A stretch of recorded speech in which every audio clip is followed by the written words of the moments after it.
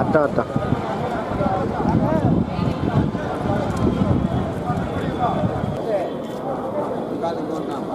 அப்புறம்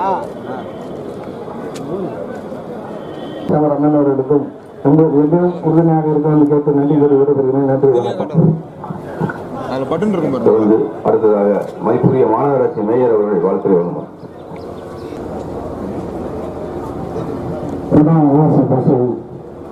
தொடங்கி வைத்து விழாவோடு வருகை தந்திருக்கின்ற நம்முடைய மண்ணின் மேம்படும் மாண்புமிகு நீர்ப்பாசனம் நம்முடைய மக்கள் எல்லாம் புதுசாக போக வேண்டும் என்ற உணர்வோடு நம்முடைய முதலமைச்சர் தமிழ்நாட்டு மக்களுக்காக எப்படி செய்கிறாரோ அவரோடு உறுதியாக இருந்து நம்முடைய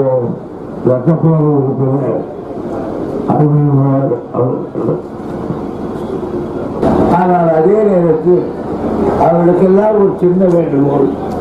நாங்கள் எல்லாம் கிராமத்தில் இருக்க எம்எல்ஏக்கள் சின்ன சின்ன ரோடு தான், உங்கள் பெரிய வண்டி திரும்பாது, அவர்களுக்கெல்லாம் இந்த மினி பஸ் வைத்தால் பெருமையாக இருக்கும் என்று தெரிவித்து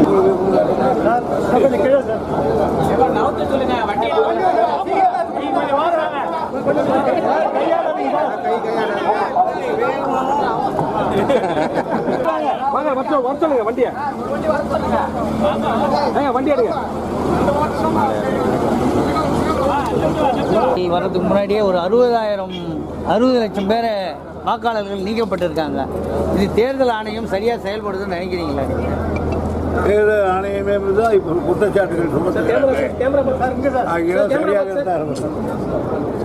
இப்போ தமிழ்நாட்டிலேயே அந்த நிலை வரக்கூடிய வாய்ப்பு இருக்கு. ஏன்னா இப்போ சிறப்பு திருத்தம் கொண்டு வரணும்னு சொல்றாங்க. அது மாதிரி பண்ணா என்ன பண்ணுவீங்க? அது எதிர்த்து தான் எங்கள் தலைவர் மருத்துவமனை கருத்துக்களை தெரிவித்து முரசொலியில் விவரமாக வந்திருக்கிறது.